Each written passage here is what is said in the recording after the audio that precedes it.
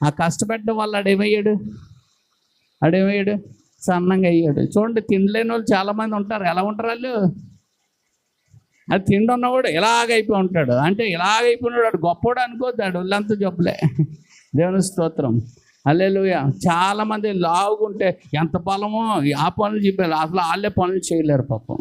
ఎందుకంటే వారు లావు, వారి బలం కాదు అది పాపం.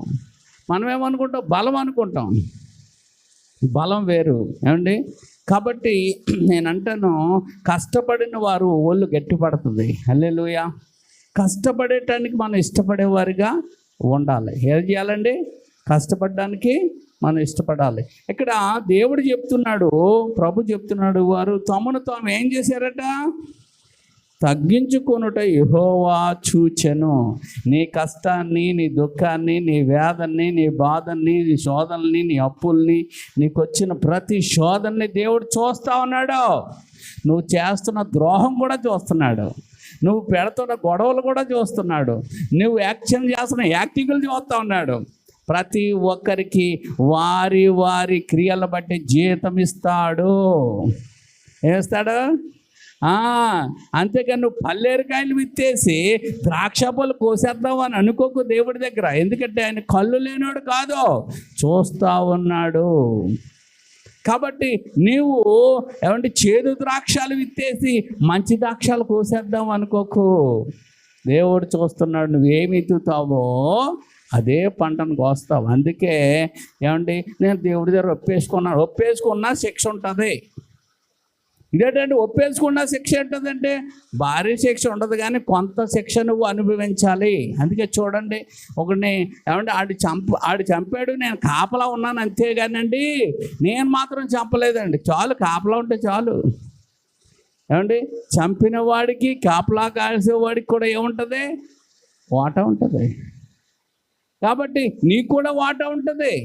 నేను చెయ్యలేదు కదండి, ఆ దొంగలతో తిరుగుతున్నానండి, నేను చెయ్యలేదు కానండి, అక్కడ కూర్చున్నానండి, నేను చెయ్యలేదు కానండి, వాళ్ళతో కలిసి తిరుగుతున్నానండి. నాటకాల మాటలు వద్దు. నువ్వు అలా చేసావంటేనే అందులో పాలు పుచ్చుకున్నావని అర్థం. దానికి నీకు ఫలితము నువ్వు అనుభవిస్తావు. అది నీ శరీరం మీద అనుభవిస్తావు, నువ్వు ఆర్థిక ఇబ్బందుల్లో అయినా అనుభవిస్తావు, మరి ఇంకొక విధంగానైనా నువ్వు అనుభవించక తప్పదు. జాగ్రత్త. అందుకే దేవుడి దగ్గరికి వచ్చిన వాళ్ళు డ్రామాలు చేయకూడదు. దేవుడి దగ్గరికి వచ్చిన వాళ్ళు వేషధారణగా ఉండకూడదు. దేవుడి దగ్గరికి వచ్చిన వాళ్ళు అన్యాయస్తులుగా ఉండకూడదు. దేవుడి దగ్గరికి వచ్చిన వాళ్ళు ఏంటంటారు ఇతరులకు హాని చేసేవారిగా, కీడు చేసేవారిగా ఉండకూడదు. మరి ఎలా ఉండాలంటే మనం మేలు చేసేవారిగా, మంచి చేసేవారిగా, దేవుని ఎడల మనము మంచి పేరు పొందుకునే వారిగా ఉండాలి, కానీ చా అనిపించుకునేటట్టుగా బ్రతకకూడదు. హల్లెలూయా. అందుకే వీళ్ళకి బుద్ధి వచ్చి ఇప్పుడు ఒప్పుకున్నారట. వాళ్ళు ఒప్పుకొని ఏం చేశారట? ఒప్పుకొని ఏం చేశారట? 6వ వచనం చదువుతాం. అప్పుడు ఇశ్రాయేలు అధిపతులను రాజులను తమ్ము తగ్గించుకొని, యెహోవా న్యాయస్థుడు, మాదే తప్పు, మేమే పనికిమాలోళ్ళం, మేమే మా ఇష్టానుసరిగా తెరిచి తిప్పలు తెచ్చుకున్నామని ఒప్పేసుకున్నారు వాళ్ళు. నువ్వు ఒప్పుకోవు, వాళ్ళు ఒప్పుకున్నారులే, వాళ్ళు మంచోళ్ళు కాబట్టి ఒప్పుకున్నారు, నువ్వు మహా ముదురు కాబట్టి ఒప్పుకో. వాళ్ళు తట్టుకోలేక ఒప్పేసుకున్నారు, నువ్వు తట్టేసుకుంటున్నావు. ఎంతవరకు తట్టుకుంటావు? తట్టుకో. ఇంకా బరువు పెడతాడు ఆయన, ఇతరులా చేస్తాడట. కాబట్టి ఒప్పేసుకోవటమే మంచిది, కప్పేసుకోవటం మంచిది కాదు. యాక్టింగ్ చేస్తే ఆయన చూస్తాడు. 7 అంటాడు, గనుక యెహోవాకు షమయాకు ప్రత్యక్షమై ఇలాగూ సెలవిచ్చును, వారు తమను తాము తగ్గించుకొనిరి కనుక. దేవుడు చూసి తన ప్రవక్తతో చెప్తున్నాడు. చూసారా? దేవుడు చూస్తాడో తన సేవకులతో చెప్పేస్తాడు, దేవుడు చూస్తాడో తన ప్రవక్తలను పంపుతాడు. దేవుని స్తోత్రం. నువ్వేమనుకుంటున్నావంటే దేవుడే డైరెక్ట్గా వచ్చేయాలనుకుంటున్నావు. దేవుడు డైరెక్ట్గా కాదు, తన దైవజనుల ద్వారా, సేవకుల ద్వారా పంపి మాట్లాడతాడు నీతో. హల్లెలూయా. వెంటనే వారు తగ్గించుకోవడం, వారు లోబడడం చూశాడు దేవుడు. చూడగానే ఏం చేశాడు? సమయ దైవజనుడితో మాట్లాడాడు, దైవ సేవకుడితో, మా ప్రవక్తతో మాట్లాడాడు. వారు తమను తాము తగ్గించుకున్నారు కనుక నేను వారిని నాశనము చెయ్యను. ఏం చేయను? నాశనం చేయను. షీషాకు ద్వారా నా ఉగ్రతను యెరూషలేము మీద కుమ్మరింపగా త్వరలోనే వారికి రక్షణ దయచేస్తాను. యెరూషలేము మీద కుమ్మరించను, ఏం చేస్తాను? రక్షణ దయచేస్తాను అన్నాడు. దేవుని స్తోత్రం, హల్లెలూయా. ఆ రక్షణ అనే మాటకి ఇక్కడ ఏంటంటే, రక్షణ అంటే బాప్తిసం కాదమ్మా. ఇక్కడ రక్షణ అంటే కాపుదల. ఏంటండి? కాపుదల. కాపాడుతాను, వారికి హాని కలగకుండా నేను కాపాడుతాను అంటున్నాడు దేవుడు. హల్లెలూయా. చూసారా, తగ్గించుకుంటాం అనేది ఎంత గొప్ప విషయమో. కొంతమంది తగ్గించుకోకుండా ఆరాధన చేస్తూ ఉంటారు, ఏమండి, మార్చుకోకుండా ఆరాధన చేస్తూ ఉంటారు. ఎవరికి అవి దేవుడు ఏమీ ఇష్టపడ్డావు, ఏమండి. 1 పేతురు పత్రిక 5:6 చూడండి. 1 పేతురు పత్రిక 5వ అధ్యాయము 6వ వచనం. 1 పేతురు పత్రిక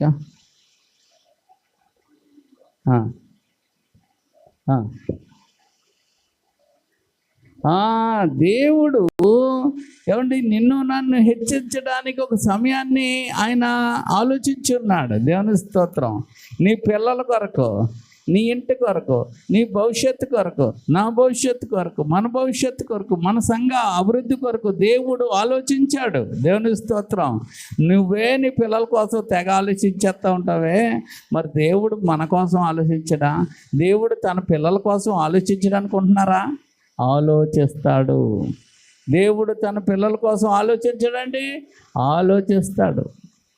ఏమండి, తన సొంత పిల్లల కోసం, ఏమండి, బయట పిల్లల కోసమే ఆలోచించేవారుగా ఉంటే తన సొంత పిల్లలు ఆలోచిస్తా. దేవుడు అన్యజనుల కోసమే ఆలోచిస్తున్నప్పుడు నీ కోసం ఆలోచించడా?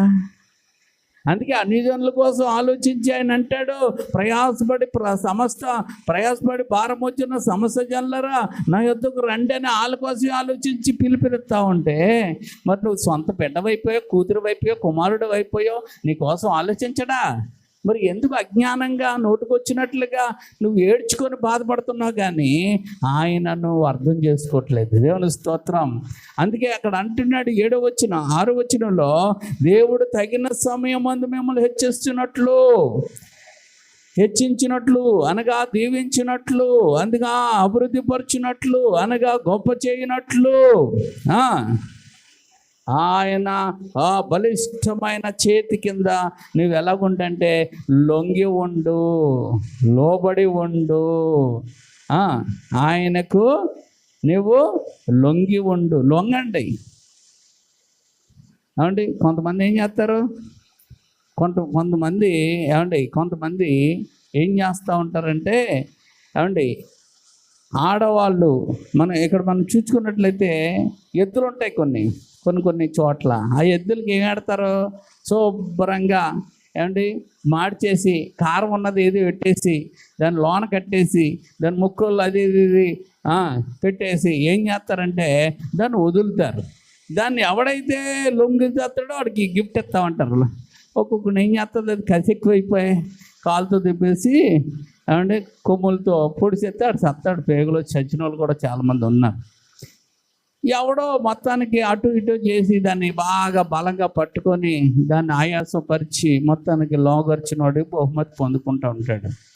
ఏమండి, ఆడికి ఆ లొంగిన వాడికి, లొంగ తీసిన వాడికి ఏమవుతుంది, లొంగ తీసిన వాడికి బహుమతి అవుతుంది. ఏమండి, లొంగ తీసిన వాడికి ఏమవుతుంది, బహుమతి వస్తుంది.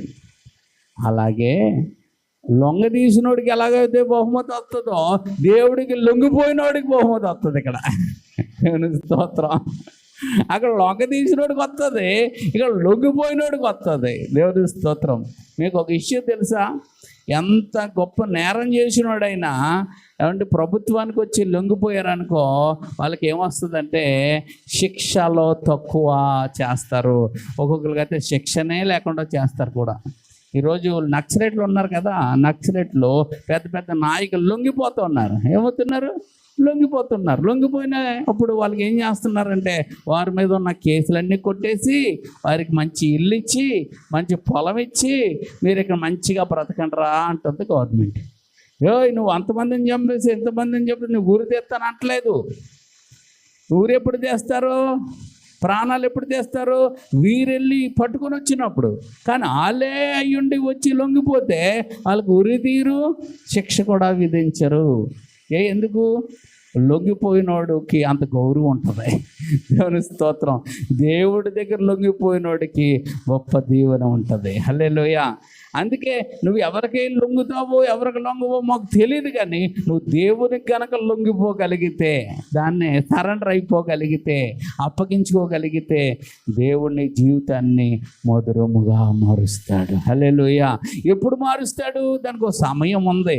వచ్చి ఇలాగ లొంగిపోయిన ప్రభు అనగానే ఎలాగనగానే అలా మారిపోదు. చాలామందికి అలా కావాలి. అంత ఏం కావాలో చాలామందికి ఇన్స్టెంట్ కాపీలు కావాలి, లేకపోతే ఫాస్ట్ ఫుడ్ కావాలి. ఇలా రాగానే అలా పెన మీద వేసి ఇలాగ ఇచ్చేయాలి అడిగి. అంతేకాని అది జాగ్రత్తగా మంచిగా కుక్ చేసి తీసుకొచ్చేవాడికి వీడికి ఏం ఆగడం. అందుకే అమ్మ ఉండేది కొంచెం లేట్ అవుతుంది. ఆ రోడ్డు మీద దొరికేది అంతా ఏంటి, వాడు ముందే ఉడకబెట్టేసి ఉంచుతాడు అన్నీని. ఆ ఉడికిపోయి అలాగేసి తిప్పేసి ఇచ్చేస్తాడు. నీ కడుపు అంతా పాడైపోతుంది. కానీ అమ్మ వండి దానికి ఏమవుతుంది అంటే కొంచెం సమయం పడుతుంది, కానీ టేస్టీగా ఉంటుంది. టేస్టీగా లేకపోతే అది బలంగా ఉంటుంది. ఒకసారి టేస్టీగా ఉండకపోయినా అది ఎలా ఉంటుంది? బలంగా ఉంటుంది. కానీ ఆ రోడ్డు మీద టేస్టీగా ఉంటుంది, త్వరగా అయిపోతుంది, కానీ ఆరోగ్యం పాడైపోతుంది. అందుకని ఇక్కడ మనం చూసుకున్నట్టు దేవుడు సమయం చెప్తున్నాడు. అందుకే దేవుడి దగ్గరకు వచ్చిందంటే వెంటనే నా బ్రతుకంతా మారిపోయిందని ఎవడన్నాడు? అబద్ధం అది. దేవుడి దగ్గరకు వచ్చినప్పుడు దేవుడు నీ సమస్య, నీ కష్టము, నీ బాధ, నీ వేదన ఏం చేస్తాడంటే దానికి ఒక సమయాన్ని ఏర్పాటు చేశాడు. ఆ సమయంలో దాన్ని ఏం చేస్తాడండి? తొలగిస్తాడు, సహాయం చేస్తాడు, ఏమంటే స్వస్థపరుస్తాడు, లేవనెత్తుతాడు, సాక్షిగా వాడుకుంటాడు. హల్లెలూయా. అందుకంటాడు అక్కడ, దేవుడు తగిన సమయమందు మిమ్మల్ని హెచ్చించినట్లు అన్నాడు. అంటే తగిన సమయం అంటే ఆ సమయం రావాలి. ఆ సమయము రావాలి. అది ఎప్పుడు వస్తుందో వస్తుంది. అప్పటి వరకు నువ్వేం చేయాలా? కంగారు పడిపోకూడదు, కనిపెట్టాలా. ఏం చేయాలండి? కనిపెట్టాలా. అంతేగాని కొంతమంది ఎప్పుడైనా ఎవరికైనా ఫోన్ చేసామనుకో, ఎప్పుడైనా ఎవరైనా ఎక్కడికైనా వెళ్తామనుకో, వాళ్ళు అత్తమాను ఫోన్ చేస్తూ ఉంటారు, ఇంకా రాలేదు. అప్పుడు అంటాం, అమ్మ ఖచ్చితంగా వస్తాను, నువ్వు మాత్రం విసిగించుకో అంటాం. కాబట్టి మనం అడగక్కర్లేదు. వస్తానన్నవాడు మనమైన మాట తప్పచ్చేమో, కానీ వస్తానన్నవాడు నమ్మదగినవాడు, ఇస్తానన్నవాడు నమ్మదగినవాడు, చేస్తానన్నవాడు నమ్మదగినవాడు, మాట తప్పడైనా. హల్లెలూయా. అయినా మాట తప్పడు, మాట తప్పని మంచి దేవుడు. హల్లెలూయా. అందుకే తగిన సమయంలో నేనేం చేస్తాను? మిమ్మల్ని హెచ్చించినట్లు ఆయన బలిష్టమైన చేతి కింద మీరు ఎలా ఉండాలా? దీన మనసు కలిగి. దీన మనసు అంటే ఏంటిదంటే నువ్వేదంటే అదేనయ్యా అన్నమాట. నువ్వేదంటే అదే, నువ్వేదంటే అదే, నా మాట కాదు, నీ మాట అన్నది దీన మనసు. దీన మనసు అంటే ఇలా కుంగిపోయే మనసు కాదు. ఒకడు ఉండేవాడు అంటే వైజాగ్లో మా ఎలీషా పాస్టర్ గారి దగ్గర ఒక కుటుంబం వచ్చింది. ఆటో తోలుకుంటాడు అతను. ఆయన ప్రభు దగ్గరికి వచ్చాడు, రక్షణ పొందుకున్న ఇద్దరు అమ్మాయిలు. అయితే నేను ఎలీషా పాస్టర్ గారి దగ్గరికి వెళ్ళినప్పుడు ఆయన వచ్చి వందనాలు చెప్పి కాల్ దగ్గర కూర్చుడిపోయాడు. వందనాలు చెప్పి దబాల్మని కాల్ దగ్గర కూర్చుపోయాడు. ఏడ్రా బాబు ఇలా పడిపోయాడేమో అనుకున్నాను. పడిపోలేదు, అంటే కూర్చుండిపోయాడు అక్కడ. ఇదేంటి ఇలా కూర్చున్నాడంటే, అయ్యారు మీ పాదాల దగ్గర చోటు జరిగిందో చాలు అన్నాడు. ఇదేంటి ఇడికి నా పాదాల దగ్గర చోటు ఇడికి అని నేను అది కాదు బాబు, కూర్చోంది కదా కూర్చో అంటే, లేదు ఇక్కడ మీరు నా దగ్గర భోజనం చేయాలి అయ్యారు, అది ఇదని ఓవర్ యాక్టింగ్ చేస్తున్నాడు. అంటే గౌరవించడం ఒకలాగా ఉంటుంది, ఓవర్ యాక్టింగ్ ఒకలాగా ఉంటుంది. నేను అతను వెళ్ళిన తర్వాత నేను చెప్పాను, ఇతడు వల్ల నీకు ముప్పు ఉంటుంది అన్నాను. ఇతడు వల్ల నీకు ఏముంటుంది? ముప్పు ఉంటుంది అన్నాను ఆ పాస్టర్ గారితో. మనోడే పెద్ద ఏం కాదు, కొంచెం అతిభక్తి కాదు, అతి వినయం దుర్త లక్షణం. ఈడు అతి వినయం చూపిస్తున్నాడంటే ఈడేదో నీకు చేస్తాడంటే. ఆ కుటుంబం వల్ల ఆ పాస్టర్ గారికి చాలా భయంకరమైన సమస్యలు వచ్చాయన్నమాట. ఆ సంఘానికి ఆడు నిప్పెట్టేశాడు. అంటే వాళ్ళ దగ్గరికి వెళ్ళి ఏమిటేశాడు? నిప్పెట్టేశాడు. ఎంతో బాధపరిచాడు. వారి ద్వారా ఆ సేవకురాలు ఆ సంఘం ఎంతో బాధించబడ్డ సమస్యలు పెట్టేశాడు. కొంతమంది అంతే. అందుకే ఇలాగే ఆ దూర్తనాక్షరం కలిగిన వాళ్ళు ఏం చేస్తారంటే ఆ ఇంటికి ఈ ఇంటికి వెళ్ళి గొడవలో పెట్టేసి వాళ్ళు ఉంటారు. అందుకే ఎక్కువ నువ్వు ఎంత వినయంగా ఉండాలో అంత వినయంగా ఉండాలి. మరీ ఎక్కువ కాళ్ళు దగ్గర అంటే ప్రభు పాదాలు మనం పట్టుకోవాలి, కానీ సేవకుడు పాదాలు ఏం పట్టుకోక్కర్లేదు. దేవుని స్తోత్రం. ఎవరి పాదాలు పట్టుకోవాలా? పాదాలని కడగనా, యేసు పాదాలని కడగనా, పాదాలని కడగనా, యేసు పాదాలని కన్నీటితో కడిగి పన్నీరు పూయనా, కన్నీటితో కడిగి పన్నీరు పూయనా, నన్నేలు స్వామికి నా జీవనాదునికి, పాదాలని అడగనా యేసు. ఆయన పాదాలు మనం కడిగే వాళ్ళకు ఉండాలా. కావాలితే ఒకళ్ళ పాదాలు ఒకళ్ళు కడుక్కునేలాగా అన్నాడు ప్రభు. అంటే ఏంటనుకుంటున్నారు? ఒకరినొకరు గౌరవించుకునేలాగా ఉండండి, ఒకరినొకరు కించపరుచుకునేలాగా మీరు ప్రవర్తించకండి. ఒక్కొక్కరు భలేగా ఉంటుంది. ఇంటికి పిలిచి మంజులు కూడా ఎవరో వాళ్ళు ఇంటికి పిలిచిన వాళ్ళే ఇలా పోతూ ఉంటారు, ఏదో మాది కాదు అన్నట్టుకు వెళ్తూ ఉంటారు. అంటే వాళ్ళు ఏం చేస్తూ ఉంటారంటే కోపాన్ని ప్రదర్శిస్తూ ఉంటారు. ఎవరి మీద కోపం చూపిస్తానో ఆ కోపం నీకు నష్టాన్ని తీసుకొస్తుంది. నీ ఇంటికి దైవజనులు వచ్చారంటే గౌరవించాలి. నీ ఇంటికి ఏమంటే దేవుని బిడ్డలు వచ్చారంటే గౌరవంగా మాట్లాడి వాళ్ళని పంపేయాలి. అంతేగాని కొంతమంది ఏం చేస్తూ ఉంటారంటే లెక్కలేని తనాన్ని ప్రదర్శిస్తూ ఉంటారు. మంచిది కాదు. అది నీకు నష్టాన్ని కలుగు చేస్తుంది. నీకు తెలియకుండానే నీ మీదకి వచ్చే ఆశీర్వాదాలను బూడిదలో పోసిన పన్నీర్లా మార్చేస్తాయి. కాబట్టి ఎప్పుడు కూడా ఎవరిని కూడా చిన్న చూపు చూడద్దు. ఏ చూపు అంటే కొంతమంది భర్త లేకపోతే చిన్న చూపు, కొంతమంది ఆస్తి లేకపోతే చిన్న చూపు, కొంతమందికి ఆరోగ్యం లేకపోతే చిన్న చూపు, కొంతమందికి కొన్ని విషయాల్లో ఏం చూస్తూ ఉంటారండి? చిన్న చూపులు చూస్తూ ఉంటారు. ఆ చూపులు చూసే వాళ్ళని దేవుడు వారిని చిన్న చూపు చూస్తాడు. అందుకే దేవుడు చూస్తున్నాడు మనల్ని. ఏం చేస్తున్నాడు? దేవుడు చూస్తున్నాడని ఆయన చూచే సహాయం చేస్తాడు. సుమా కళ్ళు లేనోడు కాదు.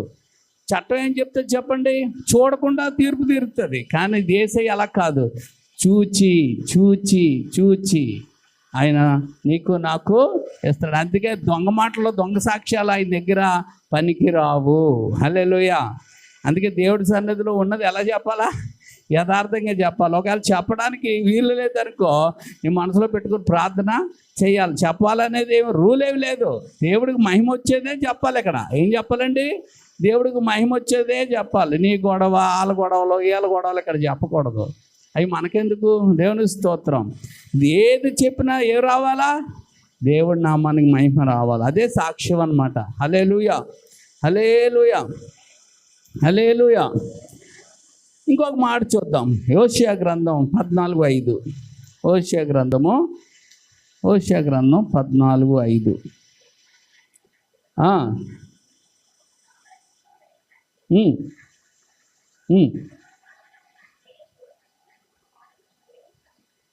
దేవుని స్తోత్రం. హల్లెలూయా.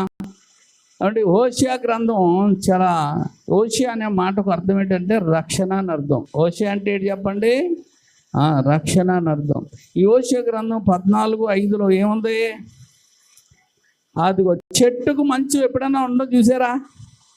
ఎలా ఉంటుంది చెట్టుకు మంచు? అమ్మ చెట్టుకు మంచు ఎలా ఉంటుందంటే మన నమ్మకం చూస్తున్నారు. ఇప్పుడు చూడలేదా?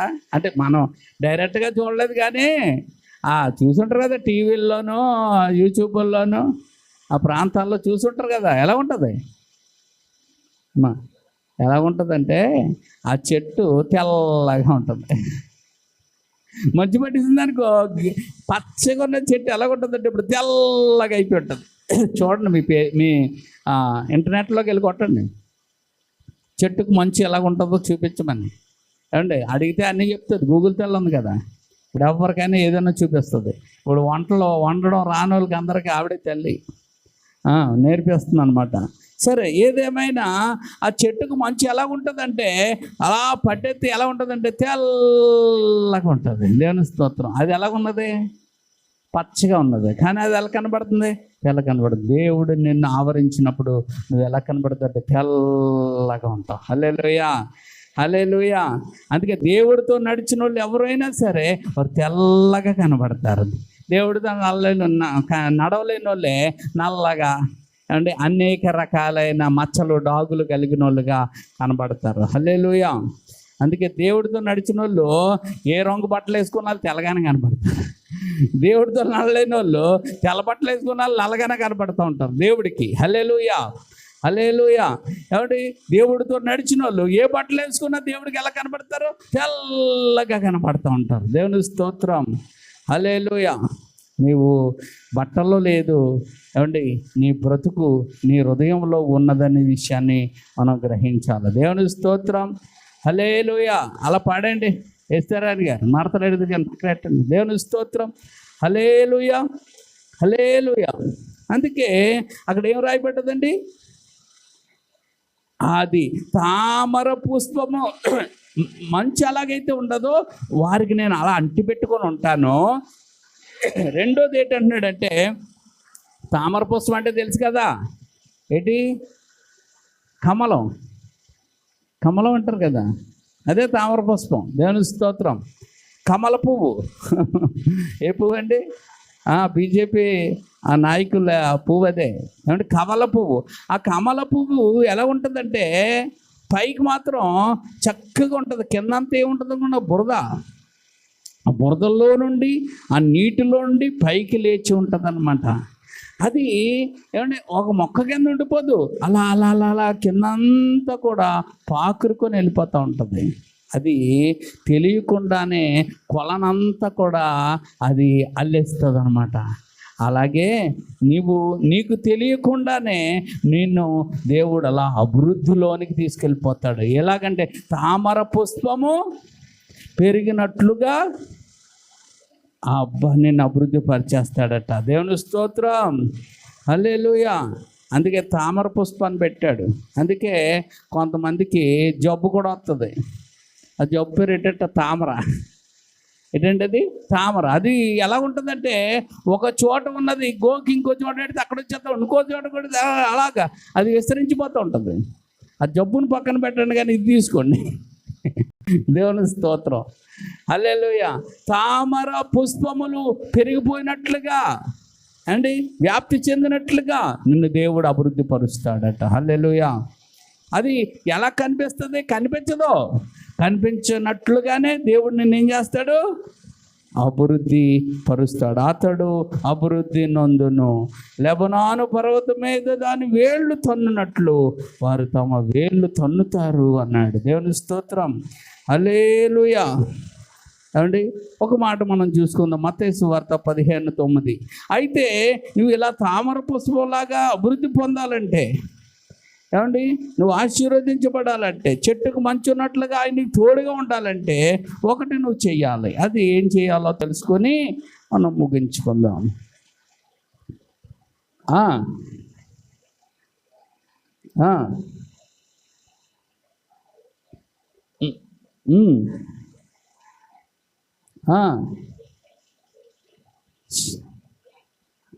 దేవుని స్తోత్రం.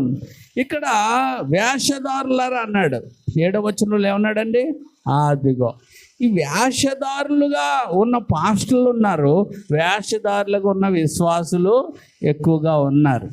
ఈరోజు విశ్వాసులు ఏమంటే ఎవరు నమ్మాలో ఎవరు నమ్మలేని పరిస్థితితో వాళ్ళకి తెలియట్లేదు. అంటే అర్థం చేసుకునే జ్ఞానం లేదు, బుర్ర లేదు. మరి ఏం చేస్తున్నారు అంటే ఏది పడితే అది నమ్మేస్తున్నారు. ఏమండి ఒకప్పుడు సేవకుడు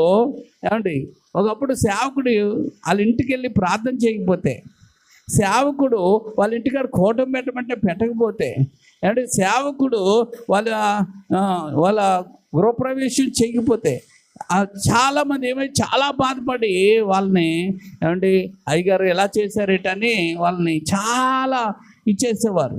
ఇచ్చేసి ఈ సేవకుడు మనకి ఏది మనకు వచ్చి చేయట్లేదు కనుక మనం రమ్మన్నా వాళ్ళు రావట్లేదు కనుక ఈ సంఘం మనకు వద్దులే, మనల్ని పట్టించుకునే సేవకుడు కావాలని వెళ్ళిపోయేవారు ఇంకొకరి చోటకి. కానీ ఈనాటి సేవకులు, ఈనాటి విశ్వాసులు ఎలాంటోళ్ళంటే అసలు కూటమే పెట్టుకోరు. కొంతమంది ఏం చేయరండి, వాళ్ళ ఇంట్లో ఒక చిన్న కూట కూడా ఎప్పుడు జరగదు. అదవుతుందా మీకు? వాళ్ళ ఇంట్లో ఏ ప్రార్థనకి సేవకులు ఎప్పుడు పిలిచి ప్రార్థన చేసుకునే అనుభవం వాళ్ళకి ఉండదు. అసలు సేవకులకి వాళ్ళ ఇల్లు తెలియకూడదు అన్నట్లుగా కొంతమంది దూరంగా పెట్టుకునే వాళ్ళు కూడా ఉంటారు. అంటే ఇప్పుడు ఈ మార్పు ఎలాగొచ్చిందంటే, ఏమండి, దేవుని వాక్యం అక్కర్లేదు, దేవుని సేవకులు వచ్చి మనల్ని కలవక్కర్లేదు, ప్రార్థన చేయక్కర్లేదు. మరి ఏం చేయాలంటే, మనం ఎవరికీ సంబంధించలేని వారిగా మనం ఉండాలి.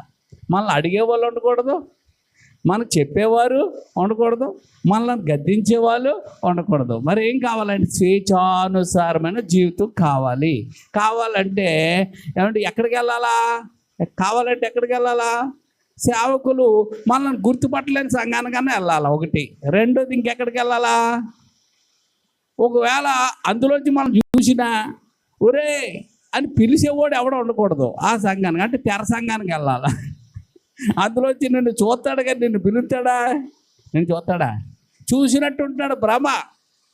నువ్వు అతనికి కనబడవు, నీకు అతను కనబడతాడు కానీ నీ మాటకు అతను ఏమీ స్పందన ఉండదు. బొమ్మ సంఘానికి కొంతమంది ఎన్నుకుంటున్నారు. కొంతమంది ఏ సంఘానికి వెళ్తున్నారు? ఎక్కువ మంది ఉండాలి. అంటే ఒక 10,000 మంది 20,000 మంది ఉంటే ఎక్కడో మధ్యలో కూర్చొని ఇంటికి వెళ్ళిపోతాం. ఆ సంఘం కావాలి. అంటే జనులు ఏమైపోయారంటే దురద చెవులు కలిగిన వాళ్ళు అయిపోయారు. జనులు ఏమైపోయారంటే వేషధారులు అయిపోయారు. వేషధారు దురద చెవులు అయిపోతే ఆయనేనంటే తెలివితేటలు లేనివాడు, ఆయనేనంటే బుర్రలేనివాడు. నిన్ను కలుగు చేసిందే ఆయన, నిన్ను బ్రతికించిందే ఆయన, నిన్ను నడిపిస్తుంది ఆయన, నిన్ను పోషిస్తుంది ఆయన. కానీ నువ్వేమనుకుంటావు? బురదకోడివి, నా ఇష్టం కావాల్సిందట్టుగా నేను వెళ్తాను అనుకున్నావు. వాళ్ళని దేవుడు అన్నాడు వేషధారులారా. ఏమన్నాడు? వేషధారులారా. అంటే తెలుగులో చెప్పనా? అచ్చ తెలుగులో ఏమండి, డ్రామాలు చేసేవాళ్ళారా, డ్రామా యాక్టర్ అంటారు కదా, డ్రామాలు ఆడేవాళ్ళారా అనే మాట అది. ఏమండి అంటాడు, ఈ ప్రజలు తమ పెదవులతో నన్ను ఘనపరుస్తున్నారు. అంటే పెదవులతో కనపరుస్తున్నారండి. మనకే ఉంటారు కొంతమంది, మన ఎదురుగుంట వచ్చి ఎంత బాగా పొగుడతారో పక్కెళ్ళక ఎంత దారుణంగా పెడతారో. అంటే వాళ్ళ దగ్గర ఏమి లేదు, యథార్థత లేదు. కాబట్టి ఏదున్నా సరి చేసుకుంటాకి ఇష్టపడాలి. కానీ ఏమంటే ద్వేషాలు లోన పెట్టుకొని మనం దేవుడి పరిచర్యలో ఉందామంటే ఎవరి వల్ల అవ్వదు. నా వల్ల అవ్వదు, ఎవరి వల్ల అవ్వదు. దేవుడు అటువంటి ఇష్టపడడు. ఏదన్నా ఉంటే కడిగేసుకోవాలా. మా అమ్మాళ్ళు అనేవారు, ఏదన్నా ఉంటే దులిపేసుకోవాలి, కడిగేసుకోవాలనేవారు. అంటే ఏదో మాట అనేసుకొని వదిలేయాలనేవారు అనమాట. కాబట్టి ఏదైనా ఉంటే ఏం చేయాలా? మాట్లాడేసుకోవాలా, కడిగేసుకోవాలా, తులిపేసుకోవాలా. దేవుని స్తోత్రం. ఇంకా అది మన దగ్గర ఉండకూడదు, పోవాలా. హల్లెలూయా. అందుకే ఈ ప్రజలు అవన్నీ లోనెట్టుకొని నన్ను ఏం చేస్తున్నారు? ఘనపరుచుతున్నారు కానీ వారి హృదయము నాకు దూరంగా. అందుకే చాలామంది ఏమంటే బోల్డ్ గొప్ప వెరైటీస్లో భోజనాలు పెడతారు. సుఖమేముంది అలాగా ఇలాగా అని మాడు మొక్కలు వేసుకుని పెడతా ఉంటారు. అవి ఎట్టింది తింటే తిన్న వాళ్ళకి ఎలా ఉంటుంది? ఆ బేగ బోధం ఎక్కడి నుంచి అనిపిస్తుంది. ప్రేమతో ఇస్తే ఇంకొక కొంచెం కూర్చొని వెళ్దాం అనిపిస్తూ ఉంటుంది కదా. అందుకే ప్రేమ చాలా గొప్పది. హల్లెలూయా. ప్రేమతో నువ్వు ఆకుకూరల భోజనం పెట్టినా పర్లేదు, ప్రేమతో చారేసి భోజనం పెట్టినా పర్వాలేదు.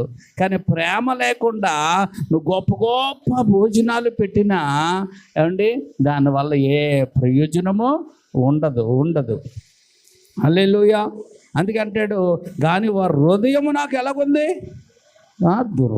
హృదయం దగ్గరగా ఉండాలి కానీ హృదయం దూరంగా ఎవరికి ఉంటుంది తెలుసా? వేషధారులకి ఉంటుంది. ఎవరికి ఉంటుందమ్మా? వేషధారులకి. తర్వాత అదిగో మనుషులకు కల్పించిన పద్ధతులు కావాలి వీళ్ళకి. ఓ పాస్టర్ అంటాడు, ఏమండి మనుషులు కల్పించిన పద్ధతులు భలేగా ఉంటాయి, విచిత్రంగా ఉంటాయి. ఏమండి మనుషులు కల్పించిన ఎలా ఉంటాయంటే, అమ్మ మీరు పలానా రోజు తెల్ల బట్టలు కట్టుకుని ఉండాలా, మీరు ఇలా చేయాలి అలా చేయాలని మనుషులు ఏదైతే చెప్తుంటారో దానికి కట్టుబడి ఉంటారు. వాక్యం చెప్పిన దానికి కట్టుబడి ఉంటారు వీళ్ళు. అమ్మా దేనికి కట్టుబడి ఉంటారు? మనుషులు చెప్పిన దానికి. ఏంటి, ఎవరికి కట్టుబడి ఉండాలా? వాక్యంగా కొన్ని సంఘాలు ఉన్నాయి. ముక్కుపూట కట్టకూడదు, గాజులు వేయకూడదు, చెవులు వేయకూడదు, దేవుడు ఉన్నాడు, దేవుడు ఆత్మ ఉండదు, కలర్ బట్టలు వేయకూడదు, తీసేయాలా, అసలు బొట్టు అనేది అక్కడ కనబడదు. తాను ఇష్టం పెట్టుకుంటే లేకపోతే లేదు. బొట్టు అనేది వాళ్ళ పర్సనల్ అనమాట. బైబిల్ ఎక్కడ లేదు, లేని దాన్ని మనం పెద్ద మాట్లాడకూడదు. ఏది మాట్లాడాలా? పాపం చేయకో,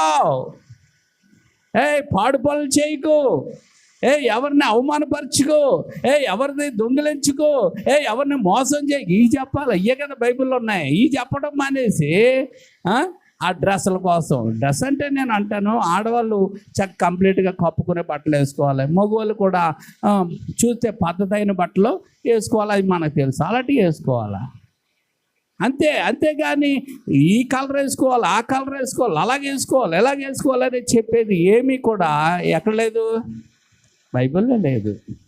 మరి వాళ్ళు సొంతంగా చెప్తూ ఉంటారు. అవి ఫాలో చేస్తుంటారు జనాలు. అవి ఫాలో చేయడం వల్ల మా ఆవిడ చర్చికి వెళ్ళిందండి, గాజులు వేసుకోదండి, మా ఆవిడ చర్చికి వెళ్ళిందండి, ఒట్టు ఏమిటి బట్టలు కలర్ బట్టలు వేసుకోదండి, తెల్లచీర కట్టుకుంటుంది, దాన్ని వదిలేద్దాం అనుకుంటాను అంటాడు వీడు. ఆడేం మారలేనాడు, ఈవిడ ప్రభుకి వచ్చింది. ఇద్దరు అనుకుంటే మంచిదే, నీ ఇష్టం. అందుకే నేను అంటాను, ఎవరి ఆశ వారిది. మంచిది వేసుకోండి. కలర్ వేసుకోవాలంటే ఏమంటే చక్కగా గ్రీన్ వేసుకోవాలంటే, రెడ్ వేసుకోవాలంటే ఏది వేసుకుని కట్టుకోండి, కానీ మీ హృదయం మాత్రం తెల్లగా ఉండాలా. హల్లెలూయా. ఏముండాలా? మీ హృదయం తెల్లగా ఉండాలి. ఎందుకంటే దేవుడు చూసేది నీ పయ్యాసాను కాదు, ముందు నీ హృదయాన్ని చూస్తాడు, నీ మనసును చూస్తాడు, నీ ఆలోచనలు చూస్తాడు, నీ పద్ధతులు చూస్తున్నాడు అని చూస్తున్న దేవుడు. హల్లెలూయా. అందుకే యేసు ప్రభు దగ్గరికి వచ్చిన తర్వాత ఈ మనుషులు ఆచారాలు పెట్టేశారు, కానీ ఇవి వదిలిపెట్టాలని చెప్పే సంఘాలు తగ్గిపోయినాయి. ఏ సంఘం ఏమి? పాపం విడిచిపెట్టు, మోసం విడిచిపెట్టు, దొంగతనం విడిచిపెట్టు, చెడ్డ గుణాలు, చెడ్డ అలవాట్లు విడిచిపెట్టు, నీ భార్యను నువ్వు ప్రేమించు, నీ భర్తను నువ్వు గౌరవించని చెప్పి లేవు. ఇప్పుడు మరి ఏంటన్నా, వచ్చావా వెళ్ళావా, నువ్వు ఎలా ఉండకూడదు అలా ఉండకూడదు అని మనుషులు ఏం చేస్తున్నారు? కొన్ని పద్ధతులు పెట్టారు. ఆ పద్ధతుల వల్ల ఈరోజు ఏమవుతుంది తెలుసా? దేవుడి సన్నిధికి కూడా కొంతమంది రాకుండా ఆగిపోతున్నారు. ఏమండి? కాబట్టి మనం ఈ సంబంధమైన ఆచారాలు పక్కనెట్టండి, ప్రభు చెప్పిన మార్గంలో నడవండి. దేవుని స్తోత్రం. ఆచారాలు మీరు చక్కగా మంచిగా పొద్దున్నేనండి నాకు స్నానం చేసి తడి బట్టలతో వంట వండుకుంటాం నాకు ఇష్టం అండి అన్నవా, వండుకో, మంచిది, ఎవరొద్దన్నారు. దేవుని స్తోత్రం.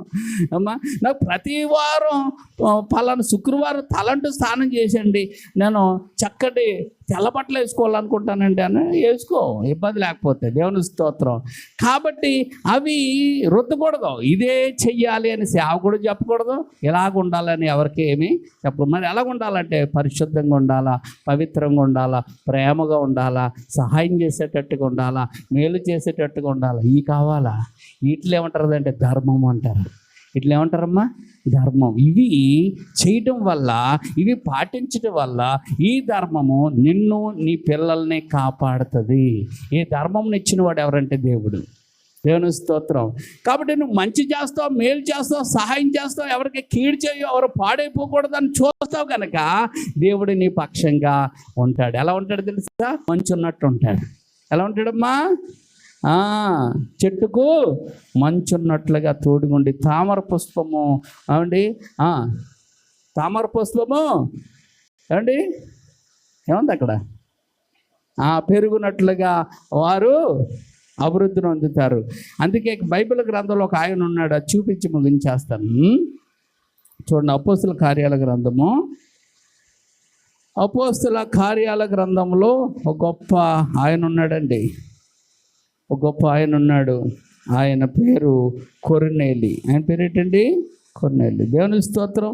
ఈ కొర్నేలి ఎలాంటోడు అంటే చాలా భక్తిపరుడు. కొర్నేలి ఎలాంటోడండి? చూసారా ఎక్కడుందో అది?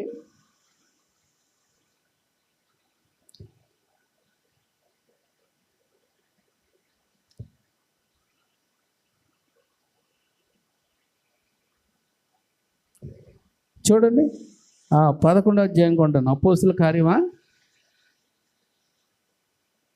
కొర్నేలు ఇంటికి వెళ్తాడు?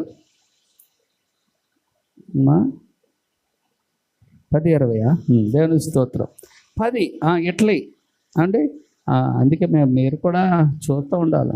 అపోస్తలుల కార్యం 10వ అధ్యాయంలో 2వ వచనం 1-2 చదువుదాం. ఇటలీ పటాలమనబడిన పటాలమందు అంటే ఇటలీలో ఇటలీలో పటాలం అంటే ఏంటనుకుంటున్నారు? పటాలం అంటే ఏంటనుకుంటారు? పోలీస్ బెటాలియం అనమాట. ఇప్పుడు బెటాలియం అంటారు, అప్పుడు పటాలియం. బెటాలియం అంటే 100 మంది మీద అధిపతిత్వం, 100 మంది పోలీసుల మీద లేకపోతే సిపాయిల మీద. ఇది ఎవరండి? అధికారి. అందుకే అక్కడ శతాధిపతి అని రాశాడు. శత అంటే 100 సిపాయిల మీద అధికారి. కొర్నేలి అను భక్తిపరుడు ఒకడు కైసరియలో ఉండెను. అతడు తన ఇంటి వారందరితో కూడా దేవుని యందు భయభక్తులు గలవాడై ఉండి ప్రజలకు బహుధర్మము చేయొచ్చు అన్నాడు. ఏం చేస్తాడు? అందుకే ధర్మం చేసినోడిని దేవుడు రక్షించుకుంటాడు. దేవుని స్తోత్రం. అందుకే నువ్వు ఏ మతంలో ఏ రీతిగా ఉన్నా నువ్వు ఏం చేయాలంటే ధర్మం చేసే బిడ్డగా ఉంటే. ధర్మాలు చాలా ఉన్నాయి. తల్లిదండ్రుల పట్ల ధర్మం, భర్త పట్ల ధర్మం, భార్య పట్ల ధర్మం, పిల్లల పట్ల ధర్మం, అత్తగారి పట్ల ధర్మం, సంఘం పట్ల ధర్మం, మనుషుల పట్ల ధర్మం, స్నేహితుల పట్ల ధర్మం. చెప్పండి. ఇవన్నీ కూడా ధర్మాలు. ఇందులో దాన ధర్మం ఉంది. దాన ధర్మం అంటే ఇచ్చేసింది మనం బండి పుచ్చుకోం మనం. అంటే వాడు ఆకలితో ఉన్నాడు, ఒక 2 అరటిపళ్ళు ఇచ్చేసాం, రే మళ్ళీ తర్వాత తెచ్చిచ్చేయే అనవాడిని అంటావా? అది దాన్ని ఏమంటారు? దాన ధర్మం అంటాం. దానికి దాన అనేది యాడ్ అవుతుంది అన్నమాట. దాన అనేది యాడ్ అయితే ఇక మళ్ళీ అది ఎప్పుడు తీసుకోం. మరి ఈ ధర్మాలు ఏంటంటే ఈ బాధ్యతలు అంటారు. ధర్మం దాన్ని ఇంకొక మాటలో బాధ్యతలు అని కూడా అంటారు అన్నమాట. ఈ ధర్మాలు ఎవరిచ్చారంటే దేవుడు ఇచ్చాడు. ఎవరిచ్చారు? దేవుడు. ఈ ధర్మాలు చేస్తూ ధర్మాలు చేస్తూ దాన ధర్మాలు చేస్తూ నువ్వు నీతిగా బతకగలిగితే, అంటే నీతి అంటే మంచిగా నువ్వు బతకగలిగితే అటు వారిని దేవుడు పిలిపించి రక్షించేసుకుంటాడు.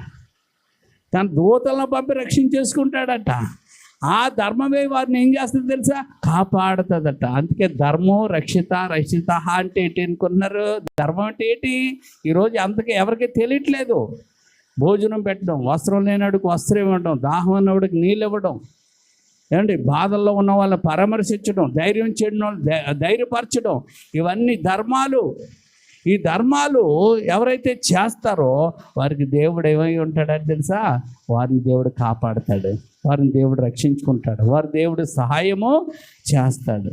హల్లెలూయా. ఈ కొర్నేలు చేశాడా? ఈ కొర్నేలు ఎవరు? అన్యుడే. ఈ కొర్నేలుకి దేవదూత ద్వారా దేవుడు మాట్లాడి, పేతురు ద్వారా దేవుడు పేతురుకి మాట్లాడి, పేతురు గారిని పంపించి వాక్యం చెప్పించి వాళ్ళని రక్షించుకున్నాడు. దేవుని స్తోత్రం. నిన్ను నన్ను అలాగే రక్షించుకున్నాడు. ఈరోజు నిన్ను నన్ను ఇక్కడ నడిపించాడంటే దీని వెనకాల గొప్ప నెట్వర్క్ జరిగింది. దేవుని స్తోత్రం. నువ్వేదో ఇలాగెళ్ళి ఇలాగ వచ్చేయలేదు ఇక్కడికి.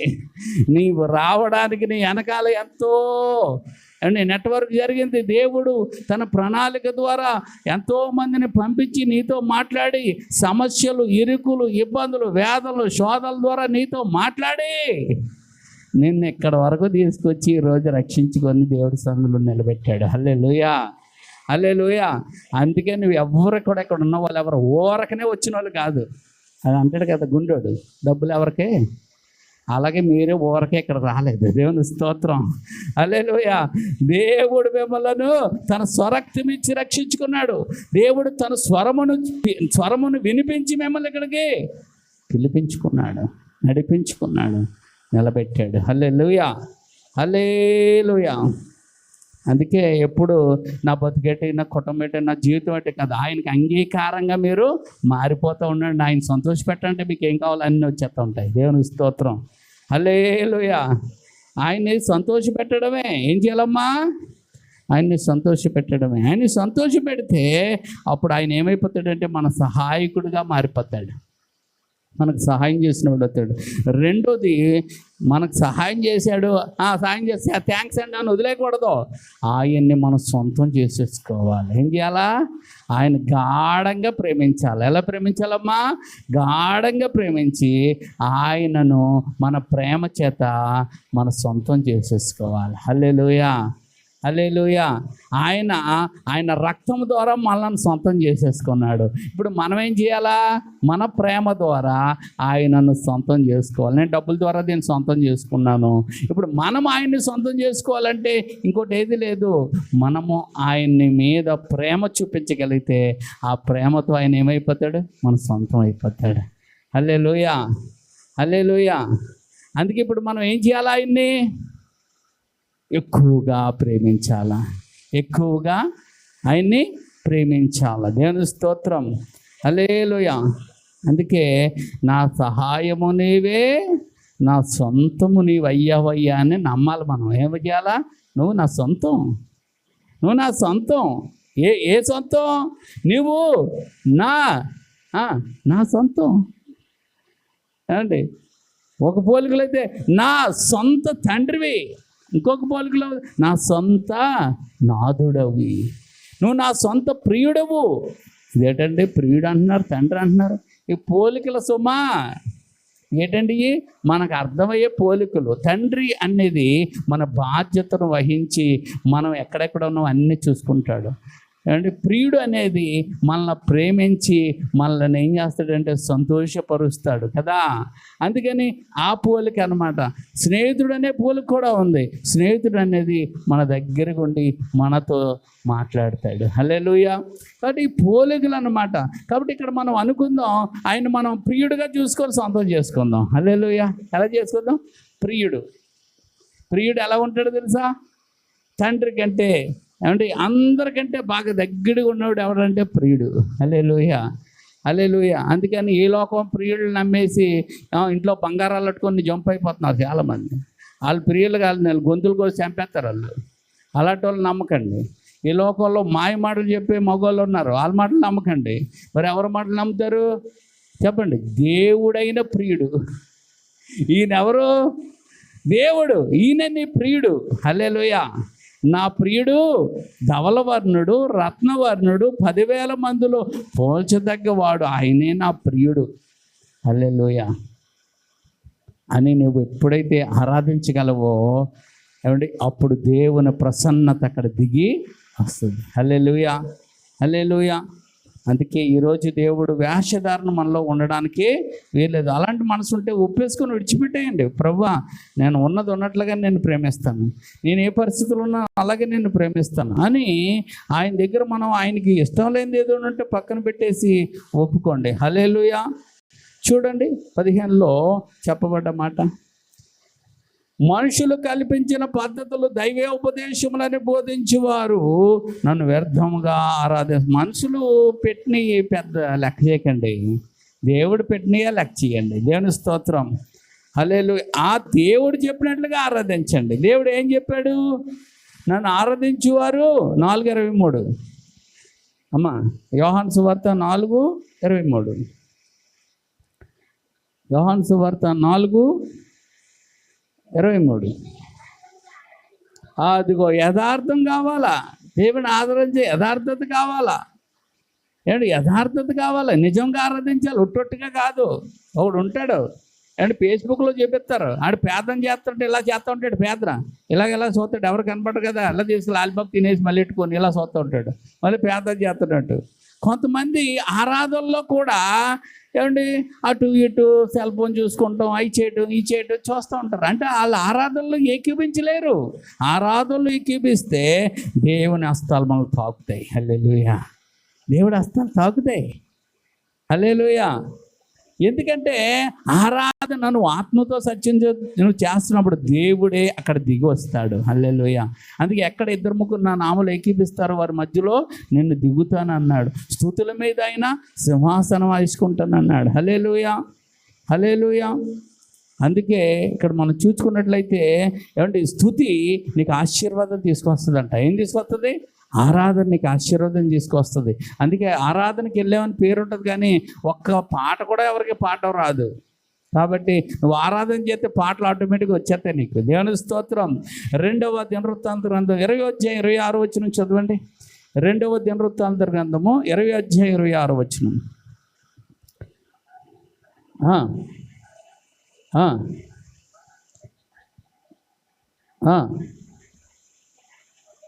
బెరాక అంటే ఏంటి చెప్పండి? స్తుతి. బెరాక అంటే ఏంటి చెప్పండి? బెరాక అనే లోయ అనుభవం ఎవరికైతే ఉంటుందో వారికి బ్లెస్సింగ్ అనేది వారి మీదకి వస్తుంది. బ్లెస్సింగ్ రావాలంటే బెరాక ఉండాలా? దేవుని స్తోత్రం.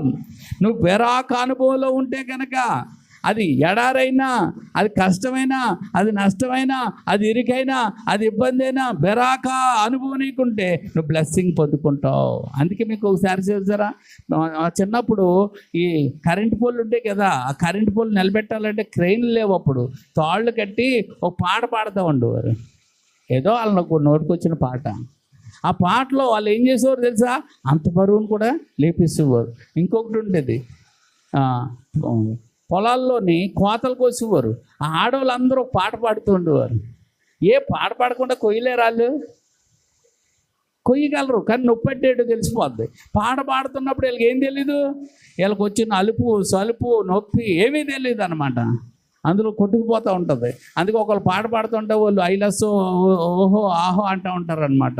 కాబట్టి మనం కూడా ఈ పాట ద్వారా మనం అనుభవిస్తూ పాడుతున్నప్పుడు దేవుని ఆరాధన జరుగుతుంది. కాబట్టి మన మీదకి ఏమొస్తుందని బ్లెస్సింగ్ వస్తుంది. హల్లెలూయా, హల్లెలూయా.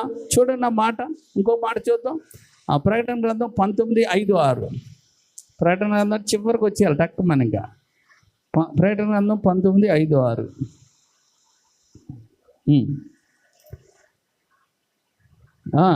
కొద్దివారేమి గొప్పవారేమి మీరందరూ ఆయన స్తుతించండి చెప్తున్న ఒక స్వరము సింహాసనమున దిండి వచ్చెను. అప్పుడు గొప్ప జనసమూహము శబ్దంతో, విస్తారమైన జలముల శబ్దమును, బలమైన ఉరుముల శబ్దమును, పోలికొక స్వరము, సర్వాధికారి ప్రభువునకు మన దేవుడు ఏలుచున్నాడు, ఆయనను స్తుతించండి. గొర్రెపిల్ల వివాహోత్సవ సమయము వచ్చి ఉన్నది, ఆయన భార్య తను తాను సిద్ధపరచుకుంటున్నది కనుక మనం సంతోషపడి ఉత్సహించి ఆయన మహిమపరచవలనని చెప్పగా విన్నాను. కాబట్టి ఆయన స్తుతించండి అంటున్నాడు. ఆ సర్వాధికారి అనే దేవుడిని ఏం చేయాలా? స్తుతించమని చెప్తున్నాడు. దేవుని స్తోత్రం. అందుకే స్తుతి అనేది మన పాపం లోపాలు పొరపాట్లు అన్నీ ఒప్పుకొని విడిచిపెట్టి స్తుతించాలా. హల్లెలూయా, హల్లెలూయా, హల్లెలూయా. అప్పుడు దేవుని హస్తాలు ఏం చేస్తాయి? మనం తాగుతాయి, ఇలా నెత్తి మీదకి వస్తుంది. దేవుని స్తోత్రం. అప్పుడు నువ్వు నీ కష్టం, నీ బరువు అంతా తగ్గిపోద్ది. హల్లెలూయా. ఆరాధించు వేళయందు నీదు హస్తములు తాకాయి నన్ను, పశ్చాత్తాపం కలిగే. ఇంకా ఏమైనా నీలో ఉండిపోయినవి అన్నీ కూడా బయటకు వచ్చేస్తాయి. దేవుని స్తోత్రం.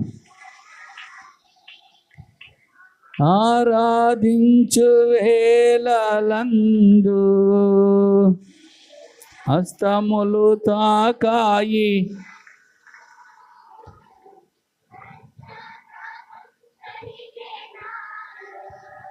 నేను పాపినని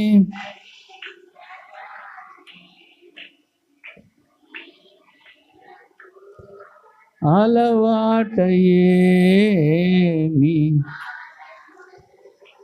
వదలాకుందుని,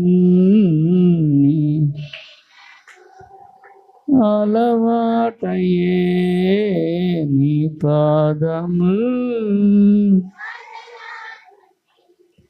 నీకిష్టమైన రీతి కనుగొంటిని నీతో చేరి. ఏసయ్యా, ఏసయ్యా, ఏసయ్యా, ఏసయ్యా, ఏసయ్యా, ఏసయ్యా, ఏసయ్యా, ఏసయ్యా. హల్లెలూయా. కాబట్టి బెరాక అనగా స్తుతి చెల్లించి